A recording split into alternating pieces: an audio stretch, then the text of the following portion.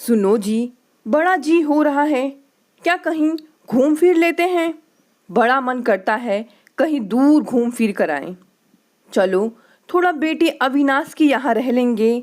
पोते पोती को वीडियो कॉल में देखकर मन नहीं भरता। थोड़ा उनके साथ वक्त बिता लेते हैं। फिर थोड़ा रुचि भी मायके आ जाएगी।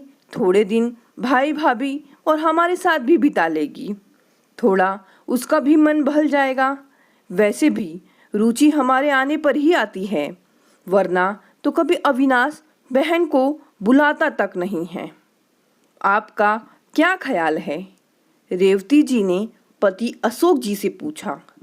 बुढ़ापे में पत्नी के लिए उसके पति से ज़्यादा अच्छा साथी और कोई नहीं होता।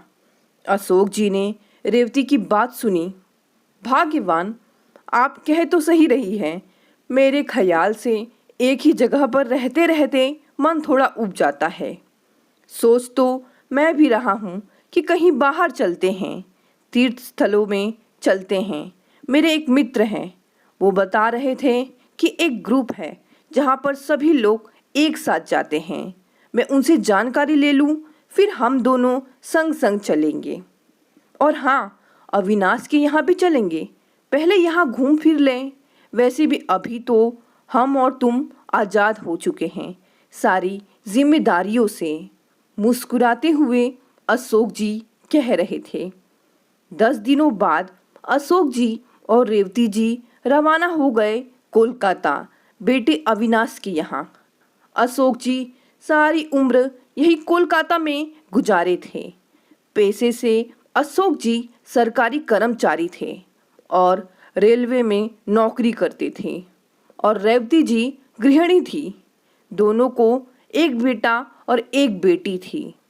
बेटा अविनाश भी रेलवे में ही था और पत्नी आभा एक गृहिणी थी।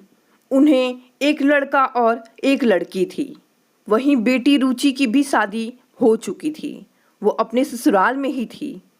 अच्छा रिश्ता मिल जाने से अशोक जी ने रुचि की शादी अपने ही शहर में कर दी थी।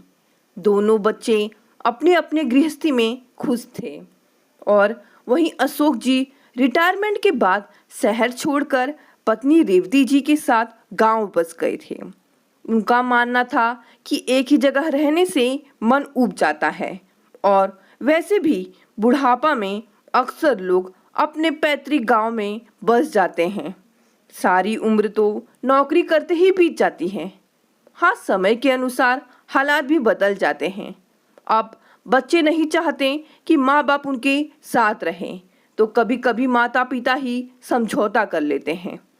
आजकल तो हर एक माँ बाप हैं जो बच्चों के साथ रहते हुए भी अकेला महसूस करते हैं। अब यहाँ आ जाने के बाद दिनचर्या बदल गई। धीरे धीरे समय गुजरता रहा। आभा भी इस बार समय समय पर बहुत ख्याल रख रही थी दोनों सास ससुर का। समय अच्छे से गुजरता रहा। रुचि भी अब माता पिता से मिलने आई थी और 10 दिनों का प्रोग्राम बनाकर आई थी। रविवार का दिन था। अविनाश भी घर पर ही मौजूद था। दोपहर में रुचि बालकनी में पिता अशोक जी और माता रेवती जी के साथ बैठी बातचीत कर रही थी। अरे पापा, वो सुधा चाची और देव अंकल है ना, रुचि के चचेरे सास ससुर, उनका बेटा कैसे उन्हें उन्हीं के पैसों के लिए तरसा रहा है, और वो बेचारे कुछ नहीं कर पाते हैं क्योंकि ससुर जी ने रिटायरमेंट हो जाने के बाद उन्होंने सारे पैसे अपने बेटा के नाम कर दिया है। अब बेचारे अपने ही दवाई दर्पण के लिए बेटे के सामने हाथ फैलाते हैं। बेटे ने तो दोनों को घर से बाहर निकाल दिया। बेचारे बहुत कम पेंशन में ही कैसे कैसे जीवन काट रहे हैं। मेरे ससुर ने कितनी बार उन्हें पैसे भेजे हैं। भगवान ऐसी औलाद देने से अच्छा बे औलाद ही रखे। उसी शाम अविनाश पिता अशोक जी से बातें कर रहा था। पापा, आपका रिटायरमेंट का सारा पैसा तो फिक्स डिपॉजिट है, आपको पेंशन तो मिलता ही है, आप दोनों का खर्चा तो बहुत कम ही होता है, बाकी आधा पैसा तो आपका सेव ही होता है। यहाँ कोलकाता में गुजर करना बड़ा मुश्किल है। मेरी कमाई 60,000 है। यहाँ का किराया लगभग 20,000 है। चाहे तो मैं एक बेडरूम का घर भी ले सकता था, परंतु आप लोगों और रुचि के लिए ही मैं 2 बेडरूम का किराया भरता हूँ और ऊपर से लाइट बिल, पानी का बिल, राशन पानी, स्कूल का खर्चा, ट्यूशन का खर्चा, फल सब्जी वगैरह वगैरह। कभी कभी बाहर घूम फिर लेता हूँ। इन्हीं सब खर्चों की वजह से मेरे पास कुछ भी बचता नहीं है। तो मैं सोच रहा था, आप अपने रिटायरमेंट में जो पैसा मिला था, जिसे आप फिक्स डिपॉजिट करवा चुके हैं, तो मैं चाहता हूँ आप वो सारे पैसे मुझे दे दें। वैसे भी आपको उस पैसों की क्या ज़रूरत है? आपके खर्चे तो पेंशन से ही निकल जाते हैं। उन पैसों से मैं बड़ा घर खरीद लूँगा। और पापा, मैं सोच रहा हूँ कि एक कार भी खरीद लूँ। कहीं आने जाने का मन भी करता है, तो सफ़र के खर्चों से ही पीछे हट जाता हूँ। देंगे ना पापा आप पैसे? बेटा, सोचने का वक्त तो दो, तुम्हारी मम्मी से पूछ कर बताता हूँ। क्षुब्ध होकर वो चले गए। कमरे के दरवाजे के पास पहुँचते ही बेटा बहू की बातें उनके कानों में सुनाई देने लगी। क्या बोले तुम्हारे पापा? देंगे ना पूरा पैसा? हाँ हाँ, पापा को मैंने मना लिया है, वो ज़रूर देंगे। मैंने उन्हें भावुक होकर समझाया है। क्यों नहीं देंगे? आखिर वो सब मेरा ही तो है। आखिर इनके कितने दिन बचे ही हैं? नहीं देंगे तो मैं रिश्ता ही तोड़ दूंगा और तो घर से भी निकाल दूंगा, अविनाश बोला। बेटे की बातें सुनकर अशोक जी भौचक्के रह गए। उनका सब्र टूट गया और कमरे से निकलते ही बोल पड़े, वाह बेटा, तुम इतने लालची हो, मुझे इस बात का अभी आभास हुआ। और क्या कह रहे थे? तुम रिश्ता तोड़ोगे? अरे अपनी हद में रहो, पैसों के लालच में अंधे हो चुके हो। तुम्हें क्या लगा कि मैं पैसे ख़त्म कर दूंगा?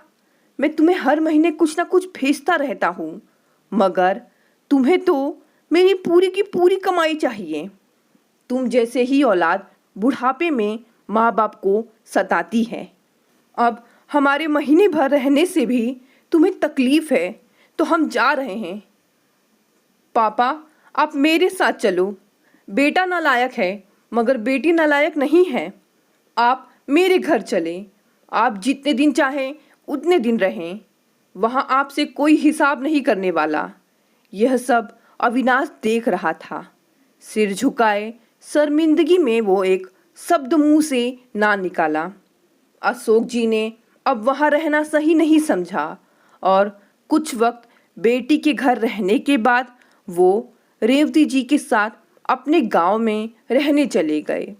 उन्होंने पिता होने का भी फर्ज निभाया और बेटे को बहुत कुछ दे दिया, परंतु अपने बुढ़ापे के लिए कुछ पैसा रख लिया था, ताकि औरों के जैसे उन्हें भी किसी के सामने अपने ही पैसे के लिए कभी हाथ ना फैलाना पड़े और पैसों के लिए खुद के बेटे से ही लड़ना ना पड़े। जब वो गांव वापस गए तो कुछ लोगों ने कहा कि इन्होंने अपने हाथों से अपना बुढ़ापे को बिगाड़ा है और कुछ नहीं।